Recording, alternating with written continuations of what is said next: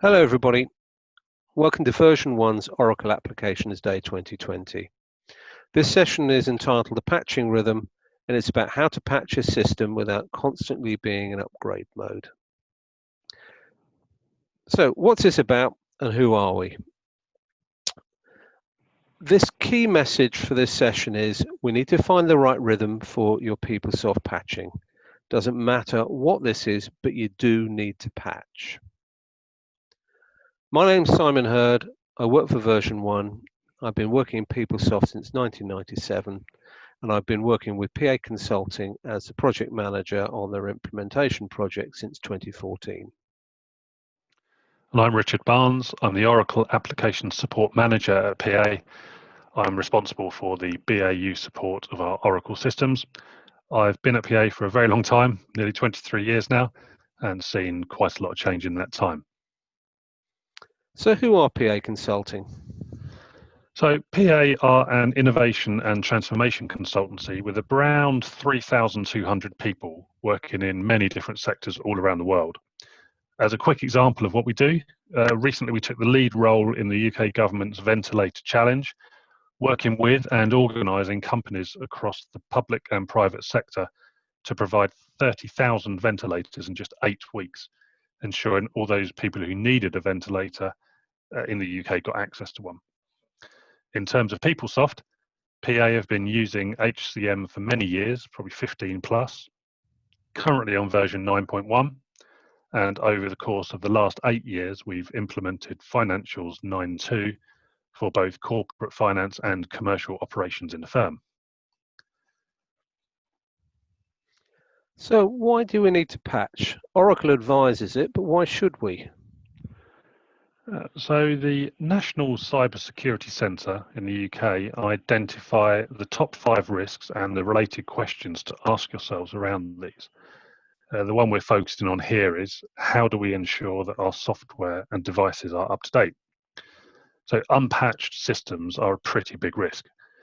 Big enough that recently the US Department of Homeland Security issued a 24-hour turnaround time on patching to their departments due to a vulnerability that had been found. So I can imagine that was a pretty hectic day for them. As companies, we're all striving to put in place mitigations to the risk of malicious attack and prevent the huge cost that a breach could incur. Unpatched systems is one of the increasingly used areas that provides access to a network. So we can continue to put in and manage those mitigations, but ultimately an unpatched system has fundamental holes, and some of those might be very old. An attacker will use the path of least resistance. To them, an old exploit is as good as a new one. So we have to find a way to keep current and continue to provide safe services to our companies. And this is hard because it's balancing a number of things. There's the resources needed to do this, the need to keep systems available, the testing time that takes for any updates that may include new versions of an application that introduces new features, for example. And then there's the downtime required to complete any of that work and make it live. And all of that is much easier said than done. So at PA, we've built up a model to support a cadence of applying patches with tuned testing that suits the business and reduces our risk of exposure. We're pretty proud of what we've done, but we're never complacent about it. It does mean that PA are kept up to date within a reasonable time frame, and that allows us to continue to operate safely. So why are PA putting more focus on CPU patching process now?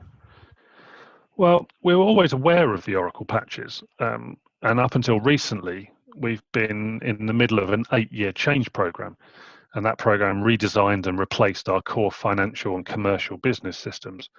And patching had to fit in around and complement the massive development and testing effort that was underway. Therefore, it wasn't as much of an immediate priority, and it had to be timed very carefully. We've now transitioned from that project work to business as usual support, and we now have more focus and more time to take those necessary steps to keep us more secure, particularly given the increased scope of our PeopleSoft implementation now. So our aim is to maintain system security by patching in a timely fashion. And to help us along with this, version 1 highlighted the importance of patching between PUM updates. One of the ways we decided to ensure we can make all of this happen was to introduce a standard process of reviewing and then applying the patches that we deemed necessary. So what challenges has this introduced?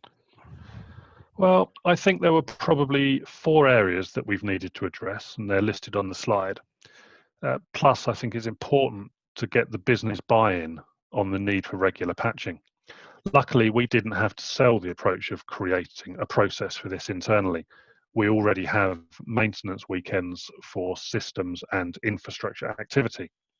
These are mainly based around Microsoft, where security patching is completed regularly, but we didn't really need to sell the need to patch PeopleSoft. To be able to apply regular security updates, regular outages are just a fact of life, and the business have to be on side with this. So just going back to those challenges, we have a small but talented team of people who cover an awful lot in our PeopleSoft world, and the patching is quarterly. So we didn't want the team to be constantly patching and testing. One of the keys to that is to be particularly aware of the risk that the testing cycle could escalate into something like a mini project. And that would be a huge drain on those limited resources. So the testing had to be carefully managed. One of the biggest things we found as we moved forward with this was the time it took to patch. The major program of change that we'd just gone through had left us with quite a lot of servers, a large number of servers across both the BAU and project environment. And all of those needed patching. Our infrastructure was designed for performance and resilience rather than ongoing maintenance in mind. That's something I'd highlight right now. Make sure you consider that regular maintenance and the cost of patching if you're implementing or upgrading systems. So we've been through a process of simplifying the design of our environments and considerably reduced the number of servers that we need to patch, while still trying to balance that performance and the needs of resilience as well. And then on top of everything, we needed to keep the impact on production to a minimum, and I'm sure I'm not telling anyone anything new there. We also had to take into account our annual year-end change program. Our approach means the Q4 CPU release ends up getting pretty close to our year-end work. So we have to be particularly careful with that CPU. So how did you address these challenges? Well, PA were already subscribed to the version 1 CPU analysis service, and that gives us detailed information about what's going on within the latest CPU release. And once we knew we were going to create a process off the back of this, we sat down and worked with version 1 to focus on the specific impacts that the CPU would have on PA. Then around this, we defined a process to take timely action based on the output of that version 1 report. So within the patching approach, we can see that the CPU is released by Oracle. We then get version 1 to come in and complete their assessment and produce their report. PA will then review and decide upon the action to be taken and sign that off. And all of that happens in a defined period of time. So PA has a pool of days from version 1, which we can utilize to get technical help. And we can use that to apply the patches if necessary. I think we need to see the next slide. It's great that we can use those days, and it'd be very, very easy to spend all of them on patching. Now, I'm sure version 1 would be happy about that, but it wouldn't be so great for PA's budget. So we look at what's going on, we look at sharing the load and make sure that we resource it properly. So what makes you decide if you need to patch? So Oracle make it quite clear what risk level they attach to each element of their CPU. And this allows us to work out the impact it will have on our implementation of PeopleSoft. It's a pretty good indication as to whether action's necessary or not. So version 1 take that information, and with the close relationship that we have with them and that they have with PA, they're able to give a more detailed insight into the impact on our system.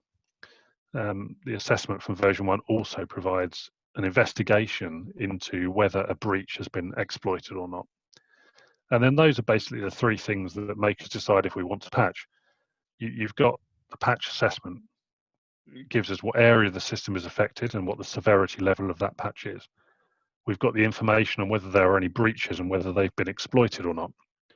We then review other ongoing PeopleSoft-based work, and altogether we make a risk-based decision on which areas to proceed with. So what types of patching do you do? So we have PeopleTools patches. There's the application patches outside of the PUM upgrades. As of yet, we've not needed to do any of those. And then you've got the middleware area of WebLogic, Tuxedo, and Java. So how do these differ? Well, initially we started with two different approaches based on the types of patching required. So there was a lighter touch where essentially there was no PeopleTools patch. It's slightly less formal testing, so the cycle could be a bit shorter. And then we took a similar approach for the process that did include a PeopleTools patch, but then there was a lot more testing that went on to try and cover those areas. Both of them involved a test pack and then a period of ongoing day-to-day activity in the test environment. And that was all monitored to check to see if any issues were uncovered. This has now evolved into a single approach because we found we could handle that more detailed test pack in both situations, and it helped to reduce the risk on us. Plus, we're now aiming at shortening the turnaround time even further. So what does your patching rhythm actually look like? Well, we still have quite a lot of servers, but our approach allows multiple environments to mirror and support production prior to implementation, but still enables testing to take place and gives us plenty of flexibility depending on the situation at the time. So initially, the documentation around the patch is reviewed and implementation scripts are configured.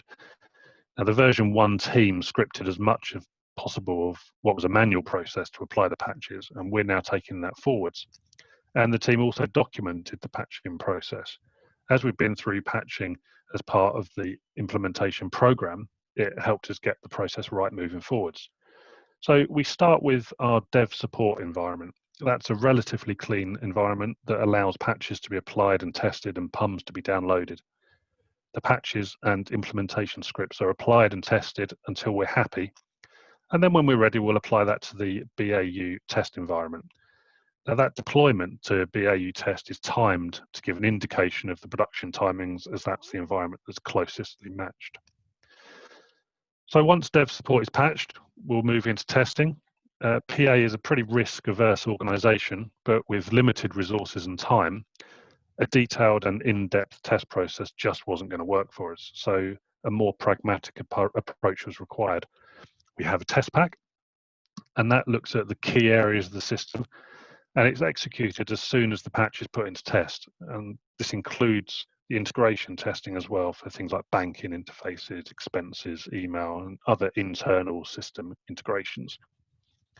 And then we have people using the test environment as part of day-to-day operational activity.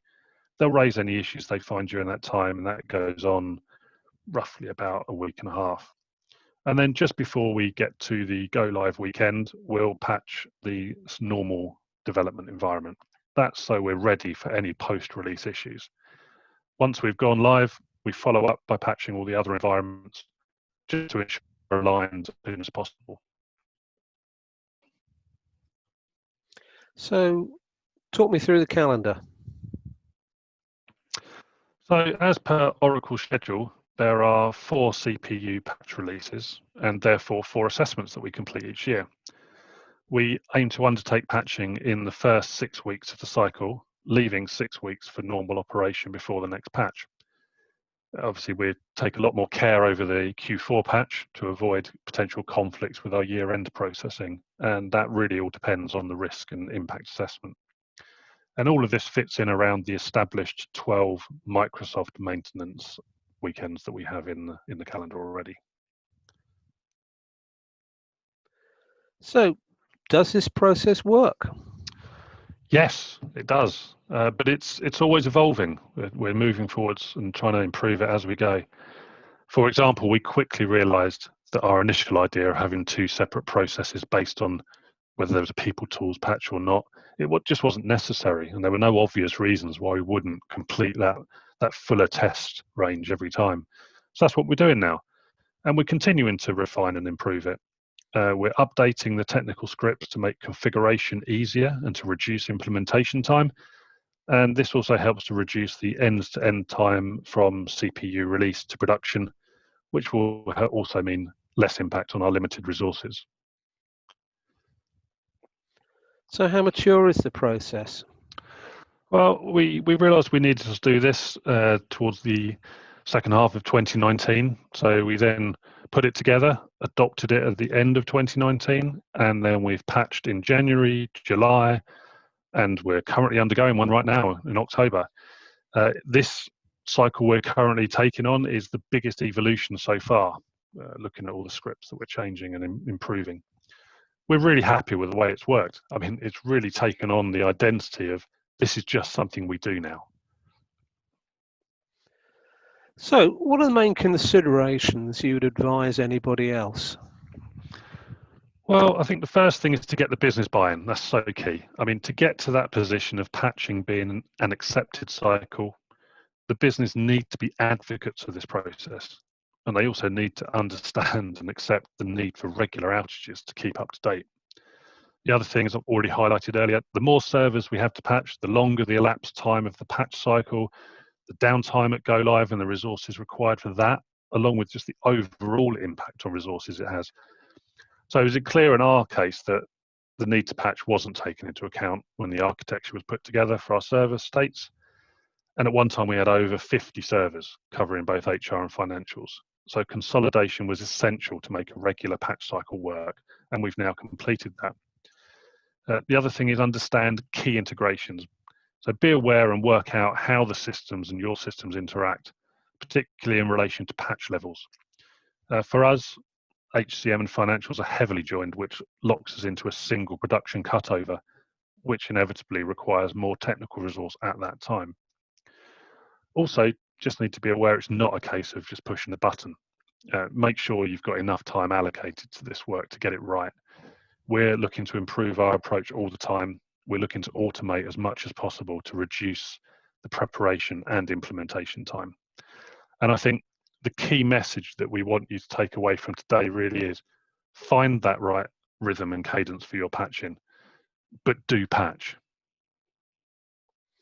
So thank you very much, Richard. That was a very interesting talk. Now I'll throw the session open to anybody who would like to ask any questions.